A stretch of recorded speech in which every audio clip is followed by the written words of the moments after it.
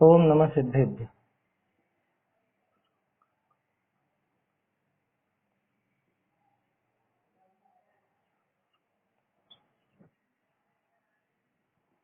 श्री जिन शासन गुरु नमो, नाना विधि सुखकार, आत्म हित उपदेश तें करें मंगलाचार, करें मंगलाचार।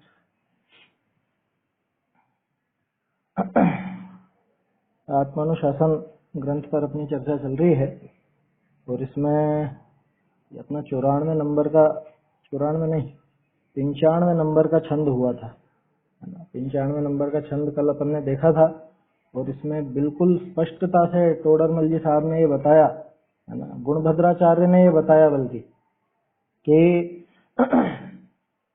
वास्तव में तू राजादी की सेवा करता है या अन्य कोई भी काम करता है, वो काम किस लिए करता है कि वो काम करता हूं मैं वो रुपए पैसे या वो विषय भोग की सामग्री को इकट्ठा करने के लिए, जबकि वो वस्तु जो है या वो जो व्यक्ति है जिसकी ये सेवा कर रहा है, वो जो कार्य है जो ये काम करके करना चाह रहा है, उससे उन वस्तुओं का, उन धन का, विषय साधन का उनका लेना देना नहीं, वो सारे प्राप्त होते हैं पुण्य के उदय से। इसलिए अगर तुझे वास्तव में ये भोग आदि भी चाहिए तो तू क्या कर कि तू पुण्य का काम कर।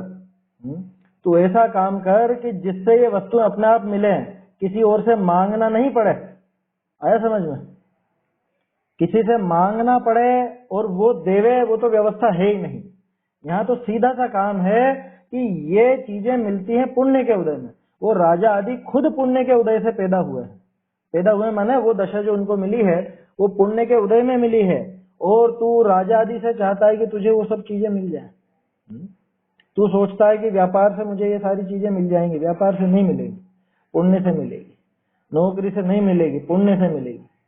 इसलिए ये बहुत एक तरह से क्या कहें, शोक का विषय है, खेद का विषय है कि बुद्धिमान होते हुए भी, पुरुषार्थी होते हुए भी, सामर्थ्यवान होते हुए भी ये उनकी किंकरता को प्राप्त होता है, उनकी नौकरी को प्राप्त होता है, राजा आदि की नौकरी, या समझ लीजिए और भी क्या कहें अपन, व्यापार धंधा इत्यादि या और वस्तुओं की उनकी नौकरी, उनकी चाकरी में लगता है। ऐसा इसका आशय था 95 नंबर छंद का। इसमें एक सुधार है, कल निगाह नहीं गई, ये हिंदी वाला नहीं पढ़ा ना मैंने, इस वजह से ढूंढारी में और हिंदी में थोड़ा सा अंतर है भावार्थ में। राज्य पद है सो धर्म का फल है, ऐसे लोक विषय प्रसिद्ध है। इस लोक में प्रसिद्ध है कि राजपद धर्म की प्राप्ति होना धर्म का फल है। ये यहाँ पे राजपद धर्म की प्राप्ति होना है ना, ऐसा ये गलत लिख दिया यहाँ पे। राजपद की प्राप्ति होना धर्म का फल है ना। यहाँ से धर्म की हटा लीजिए। किसी का माइक चालू है, आप है ना देख लीजिए। चलिए कर देना। तो यहाँ पे एक सुधार कीजिए सबसे पहले तो कि राज्यपद है, इस लोक में प्रसिद्ध है कि राजपद धर्म का फल है। ये धर्म की प्राप्ति, धर्म की हटा दीजिए बस, धर्म की, राजपद की प्राप्ति होना धर्म का फल है, ऐसा वाक्य बन जाएगा, है ना। भावार्थ में 95 नंबर छंद के राजपद के बाद जो धर्म की लिखा है ना, वो धर्म की हटा दीजिए। राजपद की प्राप्ति, राजपद की प्राप्ति होना धर्म का फल है। इसके बाद आगे है कीमत हटाओ, धर्म हटा दो बस। राजपद की प्राप्ति होना धर्म का फल है। फिर इसके बाद वाली लाइन है तथा धर्म सागर की सब यह जीव अत धर्म साधन की सामग्री मिलने से ही धर्म साधन हो सकता है। ये लाइन में भी कुछ गड़बड़ है, इसको देखते हैं अपन। बहुरी धर्म साधन की, ये सागर की जगह साधन कर लो सबसे पहले तो, है ना। सागर नहीं है यहाँ पे, साधन है। धर्म साधन की, फिर उसके बाद सब सामग्री, तो एक का ये आगे लिखा हुआ ही है धर्म साधन की सामग्री मिलने से। तो आप एक काम कीजिए, ये जो धर्म सागर की सब यह जीव अत, यहाँ तक पूरा कटेगा, ये पूरा का पूरा कट जाएगा, अपने आप लाइन सुधर जाएगी। अत तक, धर्म से लेके अत तक पूरी काट दीजिए, अपने आप लाइन सुधर जाएगी। तथा धर्म साधन की सामग्री मिलने से धर्म साधन हो सकता है। एक तो ये ही भी हटा दीजिए, ही नहीं है वहां पे, तोड़रमल जी ने ही नहीं लिखा था। धर्म साधन की सामग्री मिलने से धर्म साधन हो सकता है। जो जीव अत्यंत पराक्रमी होने से धर्म साधन में समर्थ है और ज्ञानी होने से धर्म के फल को पहचानता, आगे सही है ना। ये 2-3 पंक्तियां यहाँ पर, ये क्या कहें, अनुवाद की कमी कह लीजिए कि छपने में जो कमी रह गई, इस वजह से ये गड़बड़ हुई है ना। वैसे तो बाकी जगह तो इतनी दिक्कत नहीं आई है, लेकिन यहाँ पर इस तरह की समस्या है। आप सीधे सीधे पढ़ेंगे तो समझ में ही नहीं आएगा क्या लिखा हुआ है। तो कल बाद में निगाह पड़ी उस पर तो ख्याल आया कि ये तो ढूंढारी में था ही नहीं इस तरह से। चलिए आगे बढ़ते हैं अपन। 95 नंबर छंद हो चुका है, अब 96 नंबर छंद देखना है। बहुत विचित्र छंद है, ऐसे छंद आपको देखने को बहुत कम मिलेंगे। ये जो 96 नंबर का आ रहा है ना, ये बहुत अलग सा है। अलग सा क्यों है? इसमें का मतलब वो जो वाक्य हैं, वो जो शब्द हैं, उनके सबके डबल डबल अर्थ है, जिसको श्लेष कहा जाता है। श्लेष अलंकार कहलाता है। और ना सिर्फ इसका बल्कि पूरे छंद का ही कुछ अलग अर्थ निकल जाता है। 2 अलग तरह से बात की गई है यहाँ पर। आगे पगों पड़िया है ओरनी का मस्तक जाके। पगों पड़िया मतलब पग लगते हैं ना, पग लगना मतलब वो चरणों में पड़ा हुआ है। चरणों में जो पड़ा हुआ है, क्या औरों का मस्तक जिसके, ऐसा कोई कृष्ण नामा राजा, ताका धर्या हुआ निधान का जो कोई स्थानक, ताका निरूपण का मिस करी, धर्म का लक्षण निधान का स्वरूप, मार्ग ताको दिखावता सता सूत्र का है। क्या कह रहे हैं यहाँ पे तोड़रमल जी कि भाई वो जो छंद है, इस छंद में बात तो आएगी उस कृष्ण राजा की, कृष्ण राजा का जो खजाना था उसकी बात आएगी।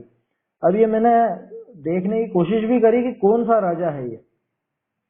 कृष्ण देव राय नाम सुना होगा आपने, कृष्ण देव राय नाम का राजा हुआ था। तेनालीराम का नाम सुना, तेनालीराम का? तो तेनालीराम का किस्सा जो आता है वो कृष्ण देव राय के दरबार का ही आता है।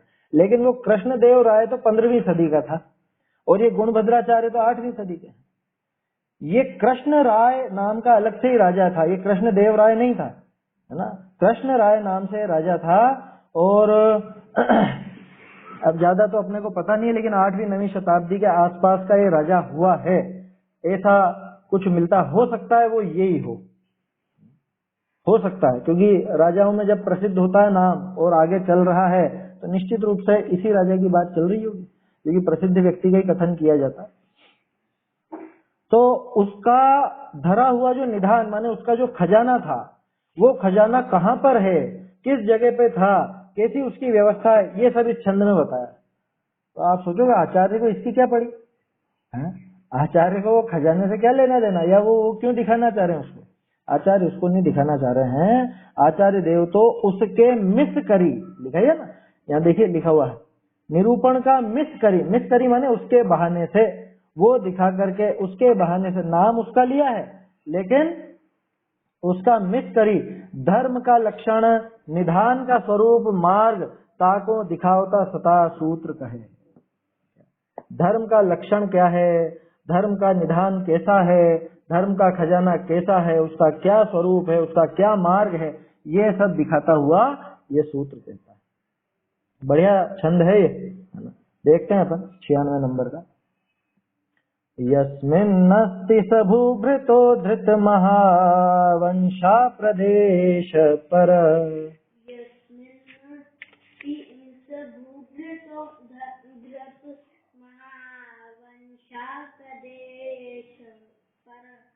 प्रज्ञापारमिता धृतोन्नति धना मूर्ध्ना ध्रियन्ते श्रिये,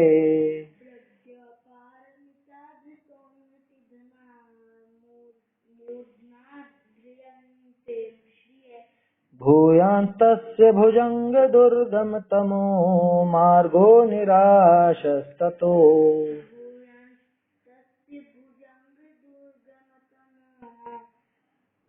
मार्गो निराशस्ततो व्यक्तं वक्तुमयुक्तमार्यमहतां सर्वार्य साक्षात्कृत। व्यक्तं वक्तुमयुक्तमार्यमहतां सर्वार्य साक्षात्कृत। यस्मिन्नस्ति स भूभृतो धृतमहावंशा प्रदेश पर। यस्मिन्नस्ति स भूभृतो धृतमहावंशा प्रदेश पर। प्रज्ञापारमिता धृतोन्नतिधना मूर्ध्ना ध्रियन्ते श्रिये। प्रज्ञापारमिता धृतोन्नतिधना मूर्ध्ना ध्रियन्ते श्रिये। भूयान्तस्य भुजङ्गदुर्गमतमो मार्गो निराशस्ततो। भूयान्तस्य भुजङ्गदुर्गमतमो मार्गो निराशस्ततो। व्यक्तं वक्तुमयुक्तमार्यमहतां सर्वार्य साक्षात्कृत।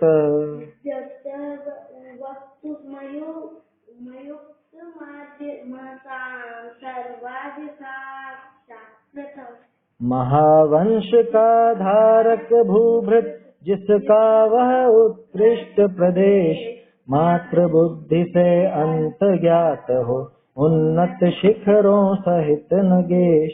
सर्पों द्वारा दुर्गम एवं दिशा शून्य है विस्तृत मार्ग, महापुरुष कह सके नहीं सर्वार्य किया है साक्षात्कार। क्या कह रहे हैं देखिए, यस्मिन अस्ति जिसमें है, स भूभृतो, भूभृत, भूभृत माने पहाड़, कि वो जो पर्वत है और कैसा है कि धृत महावंशाह, कि जिसने बड़े बड़े वंश, वंश बोलते हैं बांस को, बड़े बड़े बांस के पेड़ जिसने धारण कर रखे, माने जिस पर्वत पर भयंकर बांस के पेड़ हैं। प्रदेश पर, पर प्रदेश है, पर बोलते हैं उत्कृष्ट को, ऐसा वो उत्कृष्ट प्रदेश, ऐसा वो उन्नत प्रदेश। क्या प्रज्ञा पारमिता, कि बुद्धि से ही जिसकी कल्पना की जा सकती है या बुद्धि से जिसके पार का पता नहीं लगाया जा सकता, ऐसा भी अर्थ निकलता है। प्रज्ञा पारमिता यानी जो बुद्धि ही जिसकी एक कल्पना कर सकती है, माने किसी ने देखा नहीं, दिमाग से बस ऐसे सोच लो कि इस तरह का कुछ है। और कैसा धृतोन्नति धना, कि जिसने धृत, धृत माने धारण कर रखा है किसको, उन्नति को और धन को। उन्नति माने उत्कृष्टता, ऊंचापन, और धन तो है ही सही, वो राजा का जो धन था, संपदा थी, वैभव था, उसको जिसने धारण कर रखा। कहाँ पे, मूर्धना, मूर्धना माथे पर जिसने अपने धारण कर रखा है। ध्रियंते श्रिये, वो कल्याण के लिए वो उसको धारण करता है, ऐसा। भूयान तस्य,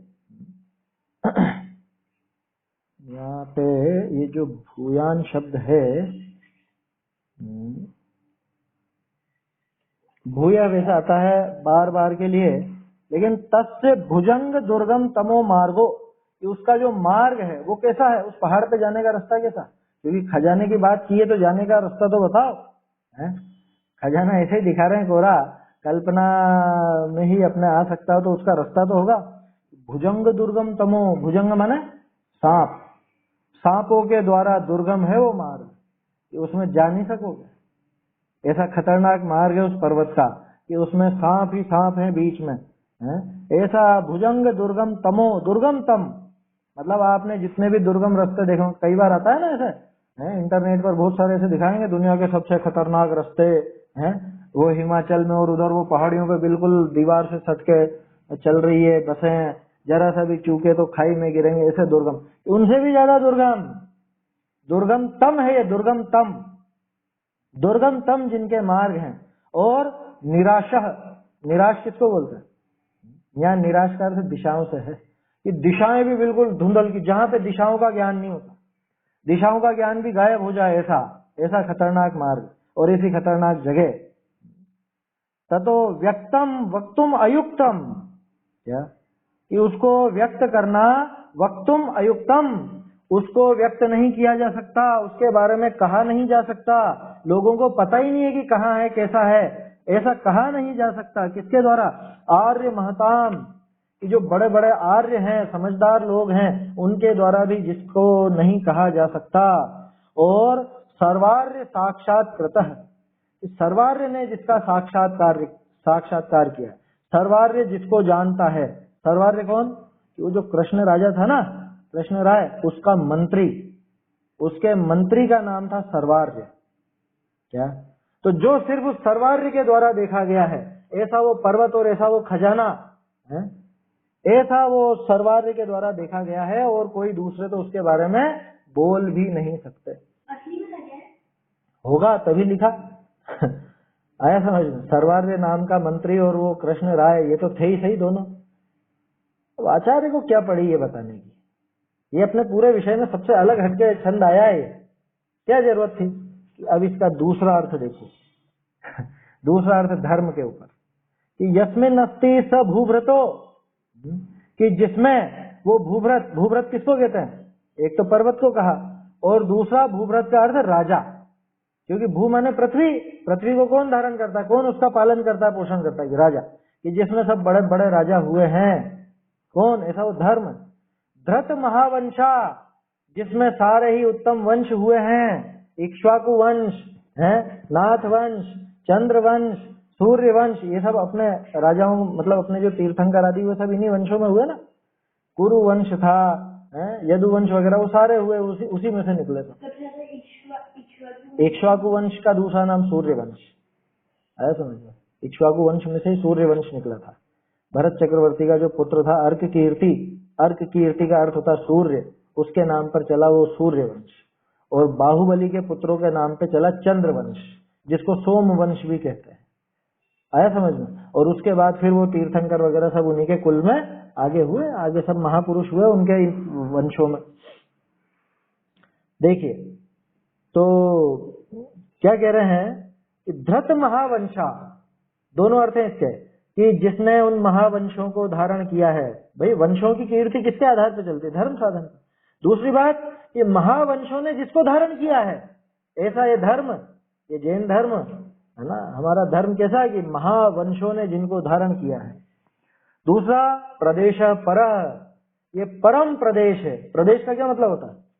प्रदेश का अर्थ यहाँ क्षेत्र से नहीं है, प्रदेश का अर्थ दूसरे को उपदेश से है, उत्कृष्ट उपदेश है ये प्रदेश, है ना। पर को वो देश ना दीजिए, उसका नाम प्रदेश, ऐसा यहाँ पे प्रदेश है। तो पर प्रदेश है, दूसरों के लिए उत्तम प्रकृष्ट देशना है, ऐसा ये धर्म है। ये धर्म का स्वरूप कैसा? कि सबसे उत्कृष्ट देशना, पूरे विश्व में इससे बढ़िया आपको कोई उपदेश नहीं मिलेगा, ऐसा।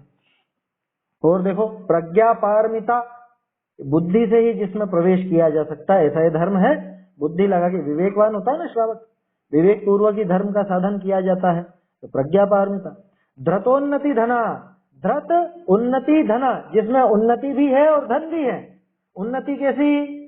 किसको बोलते हैं? अभ्युदय। अभ्युदय, अभ्युदय बोलते हैं मोक्ष को, स्वर्ग को भी कहा जाता है कहीं कहीं पर, लेकिन अपन तो मोक्ष लेना सबसे ऊंची चीज। तो वो उन्नति किससे प्राप्त होती है? इस धर्म से। कि वो उन्नति में कौन धर देता है? अच्छा देखो, रत्नकरण जी में था ना वो छंद, यो धरती उत्तमे सुखे संसार दुखता सत्वान यो धरती उत्तमे सुखे, कि जो जीवों को दुख से उठा करके और उत्तम सुख में धर देता है, जो उन्नति में धर देता है। कौन सी उन्नति? कि वो मोक्ष। हाँ, देशयामि समीचीनम धर्मम कर्म निवारणम, दूसरा या तीसरा छंद है, दूसरा छंद है। तो प्रज्ञा पारमिता धतोन्नति धना, कि जिस धर्म ने ये उन्नति और धन दोनों धारण की, अथवा जो इस धर्म का पालन करता है उसने ये उन्नति और धन दोनों धारण किए। उन्नति में मोक्ष समझ लो, धन में ये धन संपदा, वैभव, विषय भोग, ये समझ लो। अरे कहने का अर्थ है स्वर्ग और मोक्ष। उन्नति और धन का अर्थ निकालो, स्वर्ग और मोक्ष। उन्नति मोक्ष और धन में तो स्वर्ग है। आया समझ में?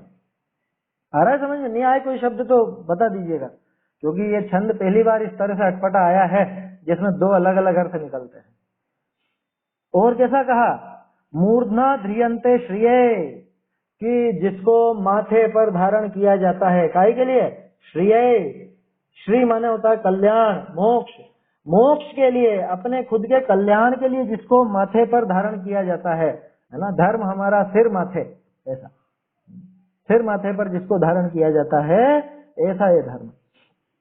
और क्या कह रहे हैं, भूयान, लेकिन तत् मार्गो भुजंग दुर्गम तमो, ये भुजंगों के लिए तो दुर्गम है वो बहुत, यहाँ अलग अर्थ है।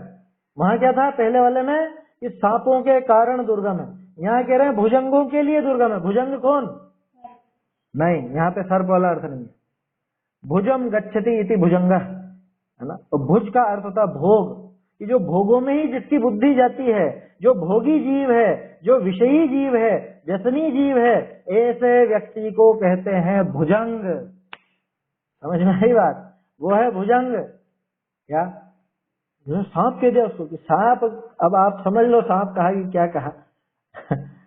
विषय भोगों में ही जिसकी बुद्धि दिन रात लगी रहती है, वो है भुजंग।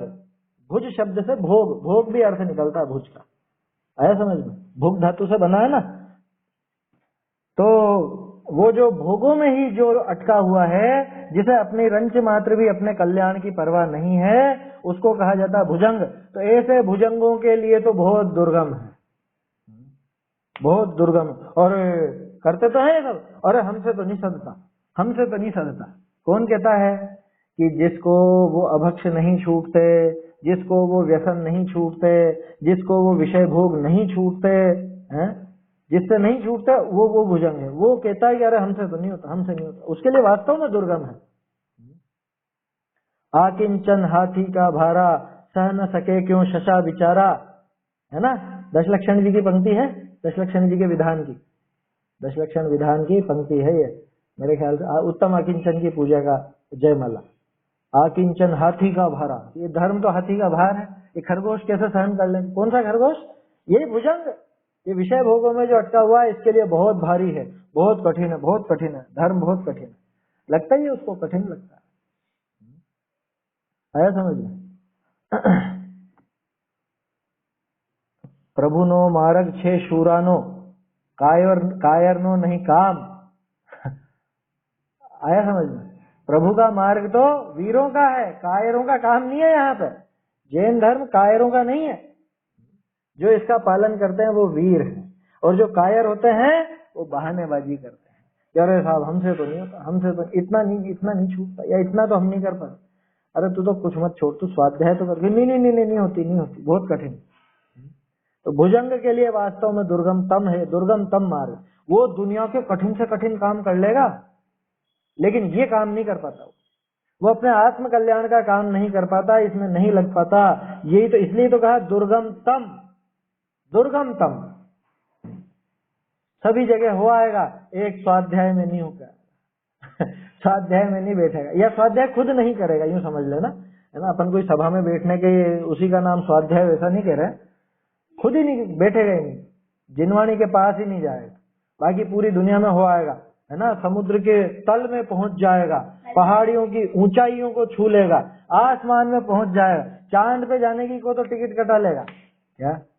लेकिन धर्म की बात कहो, भैया थोड़ा मंदिर जा, थोड़ा स्वाध्याय कर, थोड़ा देवशास्त्र गुरु के नजदीक जा, तो मौत आ जाती है वहां पे इसकी, क्या वहां तो मर जाता है बिल्कुल। इसलिए कहा है, हाँ हाँ हाँ हाँ, ये विडंबना है, क्या कर सकते हैं, है ना, विडंबना है।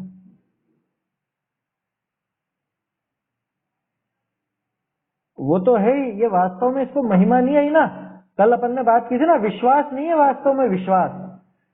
विश्वास हो, रुचि हो तो अपने आप कर लगे, कमी थोड़ी ना है कोई। लोग बाग क्या कहते हैं, लोग बाग कहते हैं साहब इतना पुरुषार्थ की कमजोरी, पुरुषार्थ की कमजोरी, झूठ बोलता है, पुरुषार्थ की कमजोरी नहीं है ना।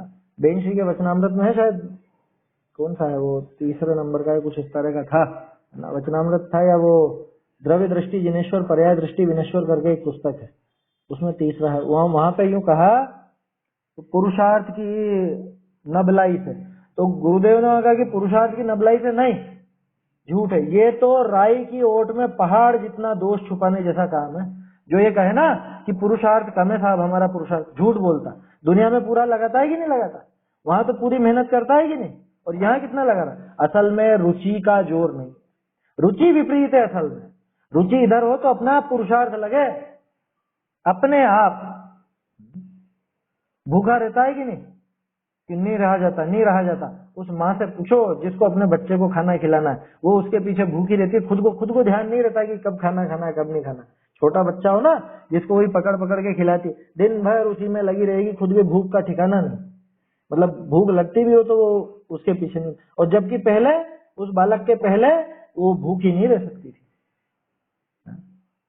क्या हुआ? ये रुचि बदल गई ना, उधर की रुचि है तो अपने आप वो काम हो जाता है। ऐसी स्थिति है। वास्तव में न रुचि है और न विश्वास है, इस वजह से ही ये नबलाई करता है यहाँ पे, है ना। नबलाई का बहाना बनाता है, रुचि की विपरीतता है। हाँ हाँ हाँ, रहती है अधिकांश को। हाँ, नहीं पता है, बहुत सौ को नहीं पता, अधिकांश को नहीं पता। क्या कर सकते हैं, ये पंचम काल है, ऐसे ही तो धीरे धीरे ह्रास होगा। धर्म का जो ह्रास होना है, धर्म का जो एक तरह से क्या कहें विपरीतता आनी है और धीरे धीरे समापन की ओर जाना है, तो वो इसी तरह से होगा। जैनी ही जैन धर्म को नहीं समझेंगे, यही होगा भाई। हर एक को अपने धर्म की भाषा आती है, जैनी को नहीं आती है। ऐसी विचित्रता है।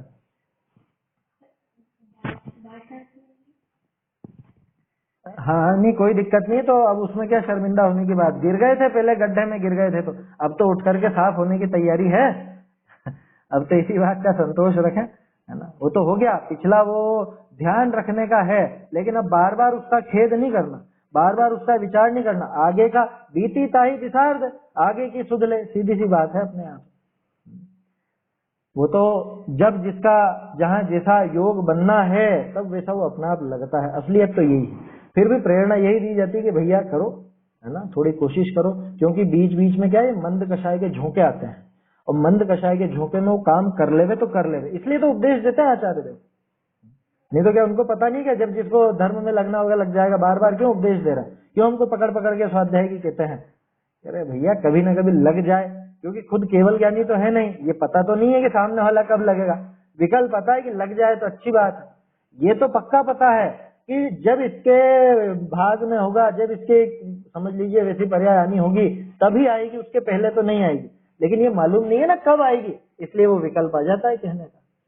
और बीच बीच में मंद कषाय के जो झोंके आते हैं, उन मंद कषाय के झोंकों के समय ये लगना हो तो लग भी जाए, ऐसी बात है। इसलिए आचार्य देव उपदेश देते हैं। चलिए देखिए, तो ये जो धर्म का मार्ग है ये भुजंगों के लिए तो दुर्गमतम है, दुर्गमतम। भुजंग कहा, भुजंग भोगों में लिपटा हुआ है ना, भोगों में ऐसा मार्गो निराशा। क्या निराशा का अर्थ यहाँ पे है? ये सारी इच्छाएं, सारी कषाएं जहाँ नष्ट हो जाती है। वहां तो आशा का अर्थ दिशा होता है।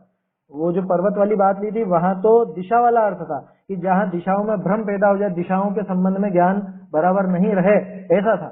और यहाँ तो क्या कह रहे हैं अब, आशाएं जहाँ समाप्त हो जाती, क्योंकि आशाएं दुख का कारण है। आशाएं जहाँ समाप्त हो जाती हैं, ततो व्यक्तम व्यक्तम वक्तुम अयुक्तम, है ना। बड़े बड़े आर्य महताम, बड़े बड़े आचार्यों से भी जो कथन नहीं किया जा सकता, जिसकी महिमा ऐसी है ना। धर्म की महिमा तो इतनी गजब की है कि क्या उसकी महिमा का बखान करें, इतनी सामर्थ्य नहीं है बड़े बड़ों के द्वारा भी। और सर्वार्य साक्षात्कृत है, सर्वार्य इस सभी आचार्यों द्वारा उसका साक्षात्कार जरूर किया गया है। सर्वार्य का एक अर्थ तो सभी आचार्य, सर्वार्य का दूसरा अर्थ कि जो सर्वश्रेष्ठ है, कौन? गणधर देव आदि, तीर्थंकर आदि, उनके द्वारा जिसका साक्षात्कार किया गया है, ऐसा वो धर्म है। उस मार्ग पे हमको भी लगना चाहिए। ठीक है, चलिए अर्थ पढ़ते हैं इसका। यहाँ श्लेषालंकार किया है। आप लोगों के पास पुस्तक है ना, कहीं पे अगर पंक्ति में कुछ गड़बड़ नजर आए तो बता दीजिएगा मुझे। जैसे कल वो चक्कर पड़ गया था, है ना, वो पंक्तियां कुछ अलग थी, अपने को कल ख्याल में नहीं, आज ध्यान में आई, तो उसमें सुधार करा अपन। कुछ अगर आपको अनुवाद में ऐसी गड़बड़ लगे तो बता दीजिएगा। यहाँ श्लेष अलंकार किया है, यहाँ पे श्लेष अलंकार किया। श्लेष का अर्थ होता है कि शब्द एक और अर्थ दो, दो अर्थ निकले एक ही शब्द में से, उसका नाम है श्लेष। इसी की तरह एक और होता है यमक, दो बार एक ही शब्द का प्रयोग हो लेकिन दोनों बार उसका अर्थ अलग अलग है। जैसे वो है ना कनक कनकते सौगुनी मादकता अधिकाय है, वहां दो बार कनक शब्द आया, दोनों बार कनक शब्द का अर्थ अलग अलग है, एक जगह सोना है एक जगह धतूरा है। देखिए यहाँ तो श्लेष है, शब्द एक ही है और अर्थ दो है। कहा एक अर्थ विषय तो कोई सर्वार्य नामा दूसरा मंत्री राजा का भया है, राजा के कई मंत्री थे उसमें से दूसरा मंत्री था सर्वार्य। वाने दुर्गम स्थान जहां कोई कृष्ण राजा का निधान था, जहां उस कृष्ण राय का खजाना रखा हुआ था, कहाँ जाए वाको प्रकट किया है, वहां पर वो गया और उसने वो चीज प्रकट की, माने उसने साक्षात्कार किया। ताका वर्णन किया है, उसने वो वर्णन बताया, बाकी किसी ने नहीं देखा। बहुरी दूसरे अर्थ विषय धर्म के लक्षण आदि का वर्णन है, दूसरे अर्थ में धर्म का लक्षण बताया। दो तरह से चलता है ये छंद। कहा पहले पहला अर्थ कीजिए, यहाँ पे सबसे पहले जो पहला अर्थ है वो बताते हैं। सो प्रदेश कहिए स्थानक, सो पर कहिए उत्कृष्ट है, वो स्थान उत्कृष्ट है, ऊंचा है, काफी अच्छा है, ऊंचा है। सो कौन कि जिस प्रदेश विषय पर्वत तिष्ठे हैं, कि जिस प्रदेश में जिस क्षेत्र में बड़े बड़े पर्वत हैं, आया समझ में? कैसे हैं पर्वत? धारे हैं बड़े बांस जिन्होंने, कि जिनमें बड़े बड़े बांसों के पेड़ हैं, ऐसा। बहुरी कैसे है? बुद्धि ही करी छेहड़ा पाइये है, छेहड़ा माने अंत, छेहड़ा बोलते हैं अंत को, है ना, ये ढूंढारी का एक नया शब्द आपके सामने आया है। बुद्धि ही करी छेहड़ा पाइये है जिनका ऐसे बड़े हैं, इतने बड़े बड़े हैं कि बुद्धि से ही उनका अंत पाया जा सकता है, यूं नापने जाओ तो अंत नहीं आएगा, बुद्धि से ही अंत आएगा, ऐसा। बहुरी कैसे हैं और कैसे हैं कि शिखर करी शोभा के अर्थ धार्या है, ऊंचाई रूप धन जिन्होंने, क्या शिखर से शोभा के लिए धारण किए जिन्होंने बहुत ऊंचाई रूप धन जिन्होंने प्राप्त किया है अपनी शोभा के लिए, ऐसे बड़े बड़े महापर्वत हैं। ऐसे पर्वतनी करी संयुक्त प्रदेश है ना, जिस प्रदेश में बहुत बड़े बड़े पहाड़ हैं ऐसे है। बहुरी जिस प्रदेश का मार्ग है सो बड़ा है, उस प्रदेश का मार्ग भी बहुत बड़ा, और सर्पनी करी अतिशय पने औरनी को दुर्गम है, सांपों के द्वारा अतिशय रूप से दुर्गम, तम आया था ना, तम अतिशय पने दुर्गम है दूसरों के लिए, कि कोई दूसरा वहां घुसना चाहे, दूसरा वहां प्रवेश पाना चाहे, उसके लिए बहुत कठिन है।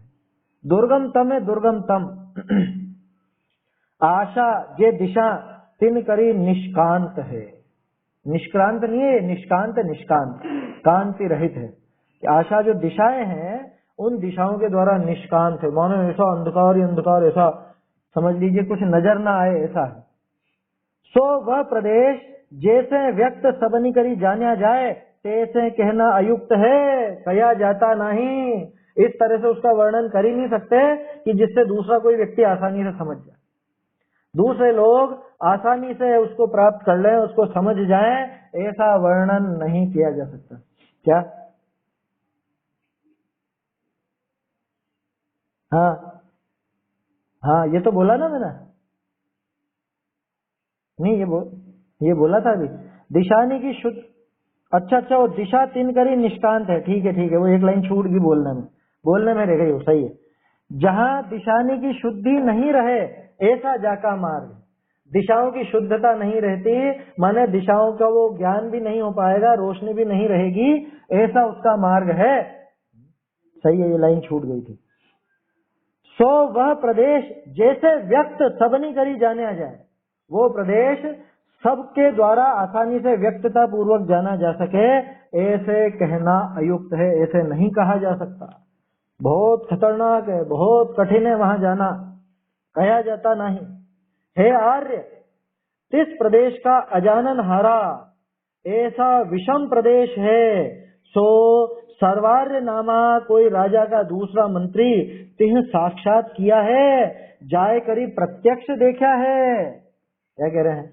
उस प्रदेश का अजानन हारा, उस प्रदेश को नहीं जानने वाले, ऐसा विषम प्रदेश है, ऐसा बहुत विषम प्रदेश, विषम ही कहलाएगा, जहां न आसानी से जा सकते हैं, जिसे न आसानी से जान सकते हैं, जिसका आसानी से वर्णन नहीं किया जा सकता, ऐसा विषम प्रदेश।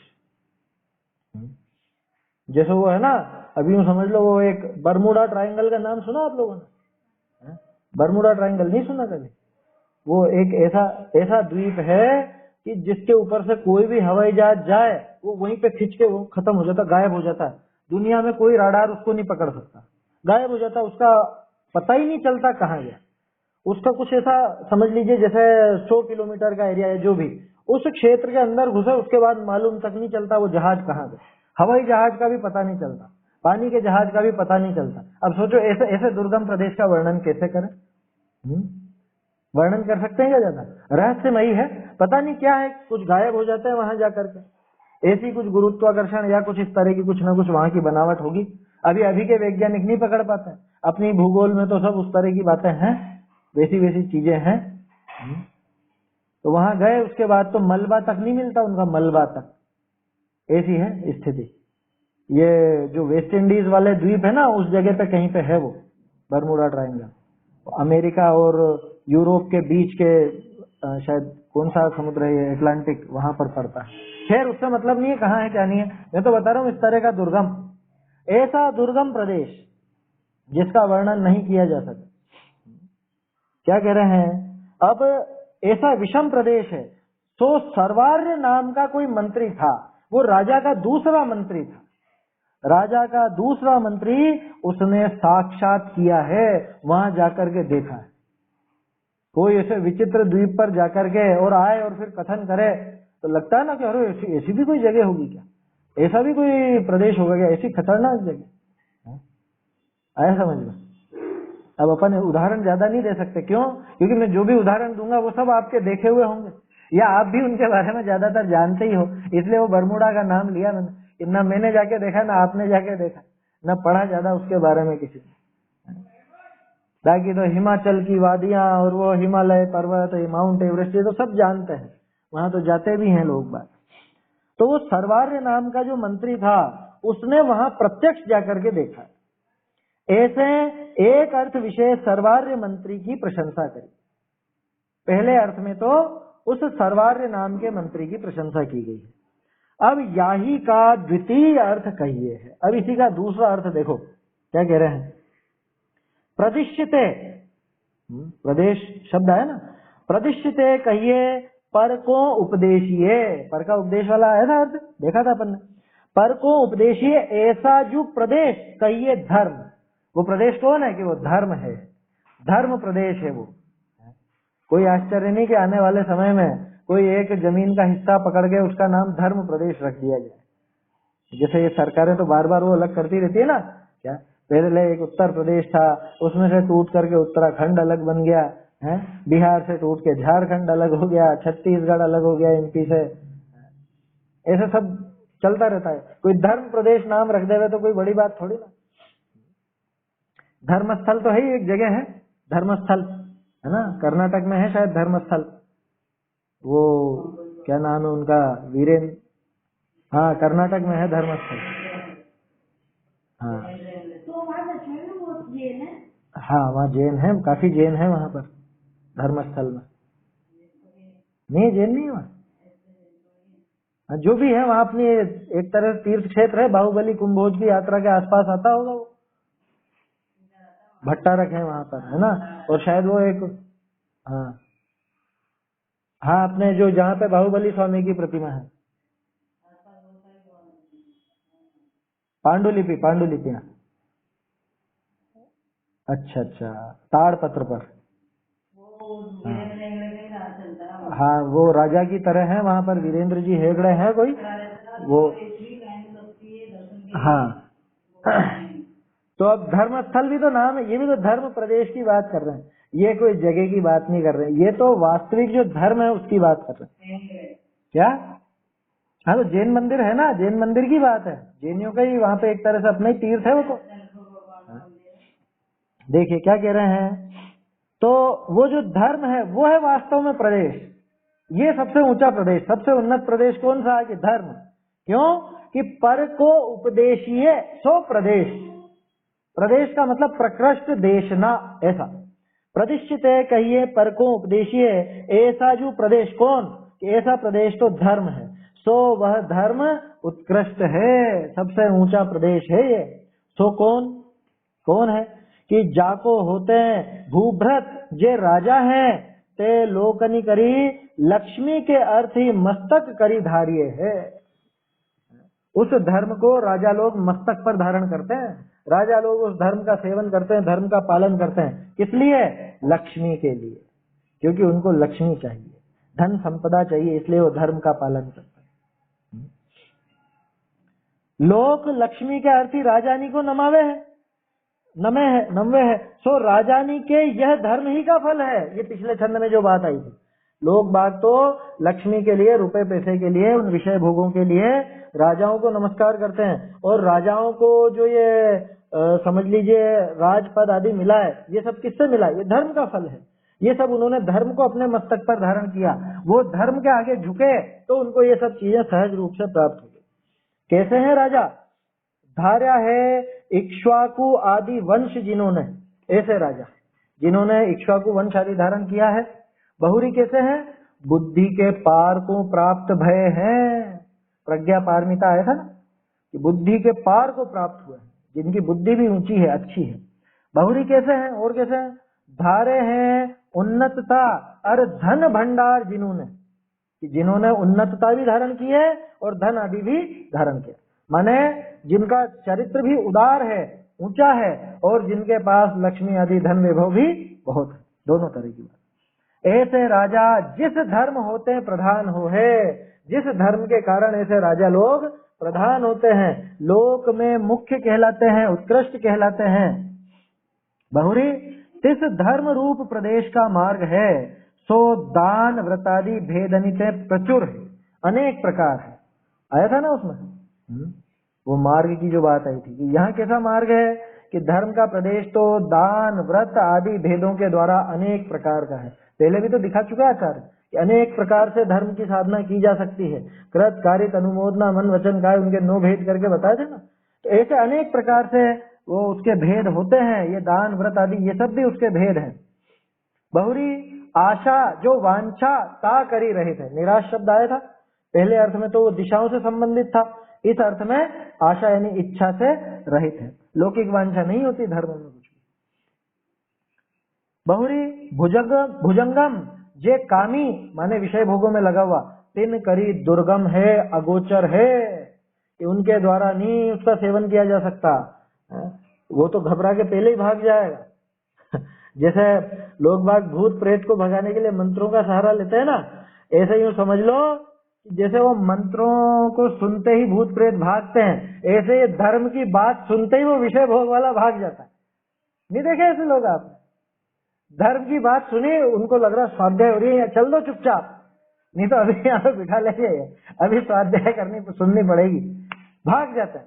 जैसे मंत्रों से भूत प्रेत भागते हैं, ऐसे जिनवाणी की बात सुनते ही भाग जाते हैं वो, कि अभी नहीं जाना वहां पे, क्या अभी नहीं जाना, अभी वहाँ पापा जी वो सुन रहे हैं, अभी वो मम्मी जी वहां पे सुन रही है, अभी वहां पे नहीं जाना, क्या आया समझ में? ऐसे भुजंग है, भुजंग गजब की बात है। जाते हैं ऐसे हैं ताते आर्य जे भोले, तीन विषय बड़े जो हैं हम, तिनके सो मार्ग प्रकट करने को अयुक्त हैं।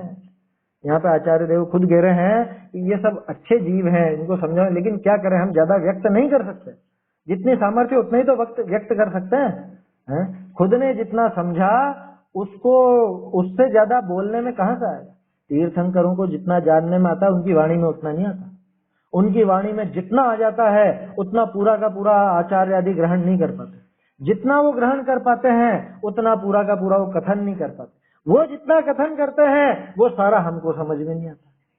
सोचो तो सही, कितना कम मिलता है, लेकिन जितना मिलता है तो भी पर्याप्त है, अपने काम के लिए तो पर्याप्त है। देखिए क्या कह रहे हैं, जो भोले हैं, तीन विषय बड़े, उन भोलों में जो बड़े लोग हैं, जो आर्य कहलाते हैं, ऊंचे कहलाते हैं, तो हम तिनके सो मार्ग प्रकट करने को अयुक्त हैं। हम भी उस मार्ग को पूरी तरह प्रकट नहीं कर सकते। पूरे द्वादशांग का कौन कथन कर पावे, कौन बता पावे, कौन समझा पावे। हमारी इतनी शक्ति नहीं जो प्रकट कहें, जाना है लेकिन प्रकट नहीं कर सकते। ये आचार्य देव कह रहे हैं, अपन नहीं कह रहे हैं, ध्यान रखना। बहुरी समस्त जे आर्य कहिए गणधर आदि सत्पुरुष व सबनी को सेवने योग्य ऐसा सर्वार्य। देखो सर्वार्य के दो अर्थ करें कि सब लोगों में जो आर्य हैं, श्रेष्ठ हैं, एक तो वो, दूसरी बात कि सब में जो सेवने लायक है, सभी जीवों को सेवन करने लायक, वो भी सर्वार्य। ऐसा सर्वज्ञ देव तिन करी प्रकट किया है, उनके द्वारा इसका कथन किया गया है, ये धर्म मार्ग बताया गया है। उनका प्रकट किया हूँ धर्म, उनका प्रकट किया हूँ धर्म का मार्ग सबके प्रतीति करने योग्य हो है। ये सोचो, जो कोई नहीं कर सका, जिसको नहीं जान सके, ऐसे उत्कृष्ट वो जो गणधर आदि थे, तीर्थंकर आदि थे, उन्होंने इस धर्म को भली प्रकार जाना है, तो उन पर पक्का विश्वास होना है, उनको उनके ऊपर पक्का विश्वास होना चाहिए कि नहीं होना चाहिए। उन्होंने जो कथन किया है उस पर पक्का विश्वास करें, वो श्रद्धा के लायक, प्रतीति के लायक है, ऐसा है इसका। देखिए भावार्थ पढ़ देता हूँ, समय हो रहा है। यहाँ कोई प्रसंग पाई सर्वार्य मंत्री की तो प्रशंसा करी, और यही का दूसरा अर्थ विषय धर्म का फल व धर्म का मार्ग प्रकट करन हरा तिनका स्वरूप कया है। धर्म का स्वरूप कैसा है वो भी इसमें दिखाया, धर्म का फल भी दिखाया कि वो राजा आदि को फल मिला ना, ऐसे ही अपन भी धारण करें तो बहुत ऊंचा फल मिलेगा, लौकिक भी और पारलौकिक भी। हालांकि उस लौकिक फल की वांछा से काम नहीं करना, उसको वो मिलता है। तो इस तरह से ये छंद है, पहली बार ऐसा विचित्र छंद इसमें आया है, डबल अर्थ वाला, कि इसमें काम तो, नाम तो उसका लिया सर्वार्य मंत्री का और उस राजा का, और दूसरे अर्थ में धर्म का पूरा वर्णन आया। अब अगला छंद आएगा 97 नंबर का, उसमें शरीर आदि से भी वैराग्य पैदा कराएंगे और धर्म का मार्ग दिखाएंगे, उसकी चर्चा अपन कल करेंगे। एक बार ये छंद की हिंदी बोल लेते हैं। महावंश का धारक भूभृत जिसका वह उत्कृष्ट प्रदेश, मात्र बुद्धि से अंत ज्ञात हो उन्नत शिखरों सहित नगेश। सर्पों द्वारा दुर्गम एवं दिशा शून्य है विस्तृत मार्ग, महापुरुष कह सके नहीं सर्वार्य किया है साक्षात्कार। चैतन्य का स्मरण प्रतिक्षण ही करो रे, भव के अनंत दुख को क्षण में हरो रे। अक्षय अनंत निज सौख्य निधान